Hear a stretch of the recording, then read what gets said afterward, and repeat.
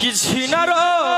खाइबू ना पियाबू मोटाइबू कैसे किसी न रो खाइबू ना पियाबू मोटाइबू कैसे जवल फूले ना फूलवन गवन हजइबू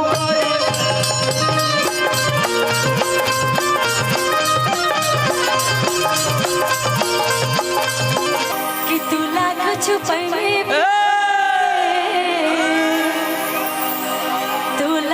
छुपाए प्यार बाकी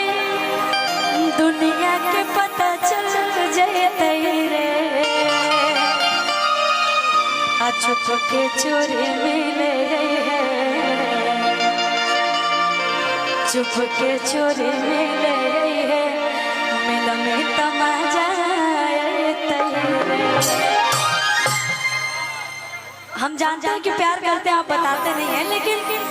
सच्चाई छुपने वाला नहीं है। हम बोल दे बुरा नहीं मानोगी ना? नहीं हम मान जाएंगे मत बोलिए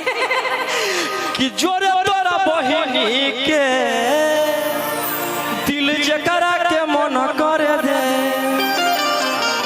लेकिन कि तोरा के भुला दे जी के देखा दे ई मत सोचे है जिंदगी में डाल कि तोरे से मजा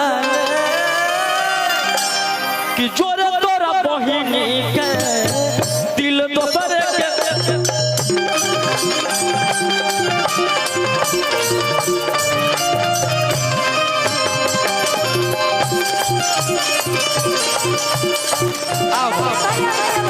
अब आप मुझे बोल दिए तो इसका जवाब तो देना पड़ेगा। एकदम देना पड़ेगा। अरे ही तो ये मेरा के हिलावो तारी टोला आई तो ये मेरा के हिलावो तारी टोला हिलावो तारी और रोशन तो हर बहिनी हो बहिनी हो रोशन हर बहिनी हो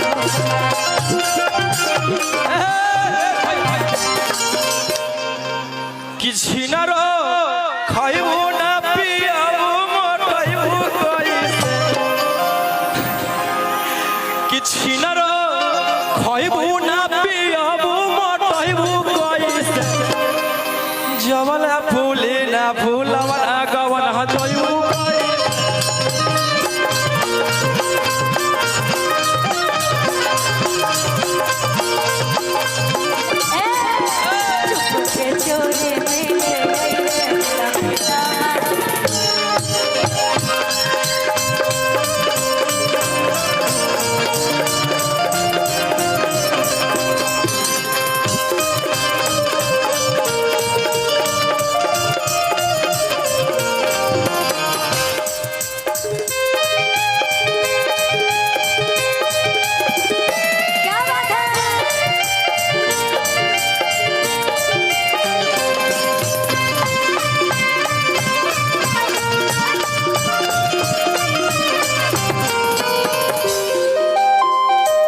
सॉन्ग को आप लोग प्यार दे रहे हैं। नया नया शादी भेल छोड़ी बोलमुआ गेलै लगै नहीं मनवा